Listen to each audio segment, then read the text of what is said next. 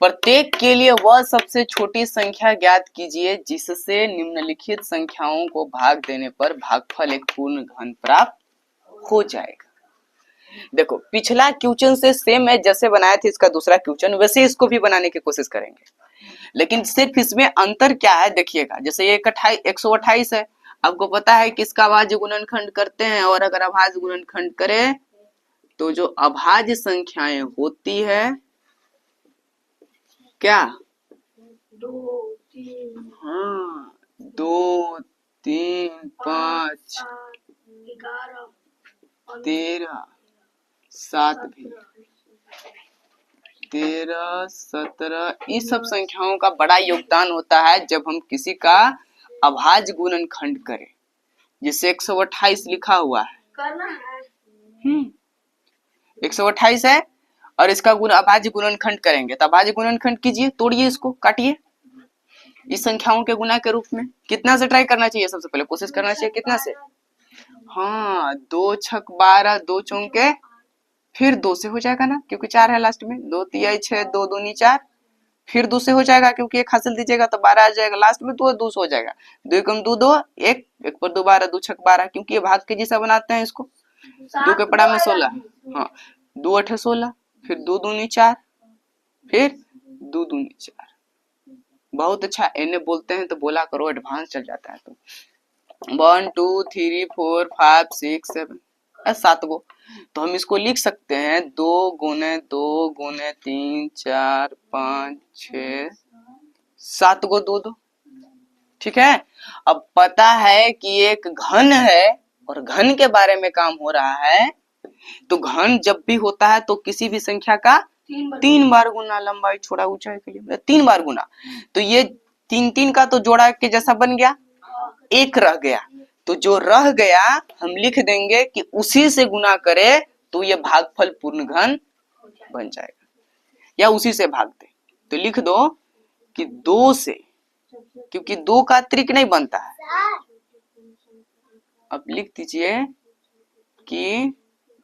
2 का अतिरिक्त नहीं बनता है, अतः जो बचा, देखो भागफल का यही नियम है, ये 2 3 गुना में जितना बचता ना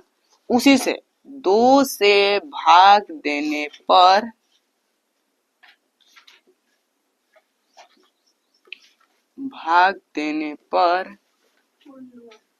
भागफल एक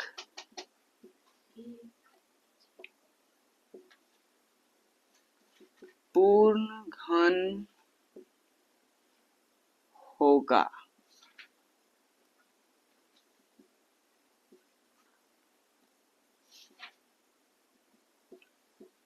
ठीक है, इसी को आंसर के रूप में कह सकते हैं 192।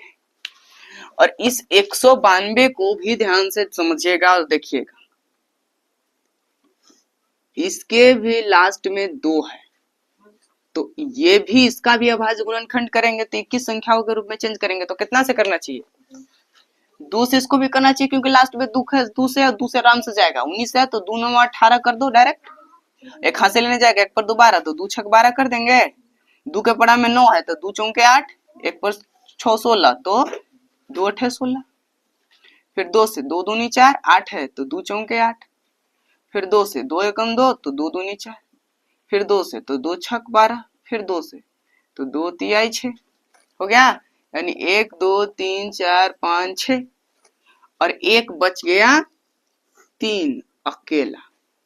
यानी हम लिखेंगे ना बाबू इसको 192 का कि 2 का गुना 6 बार, 1 2 3 4 5 6 और 1 गुना 3 का। अब देखो इसका जोड़ा बनाएंगे बाबू, तो ये 3 का जोड़ा 3 का जोड़ा बन गया, सिर्फ रह क्या गया 3, तो हम यहाँ लिख देंगे कि 3 का अतिरिक्त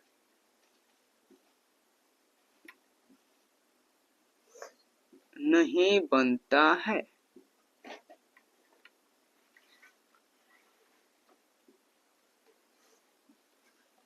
अतः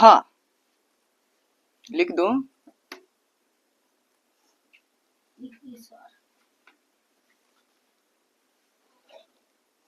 अतः त्रिक नहीं बनता है, अतः त्यों 3 से भाग देने पर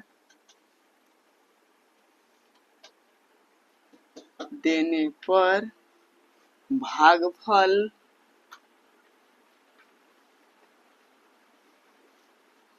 पूर्ण घन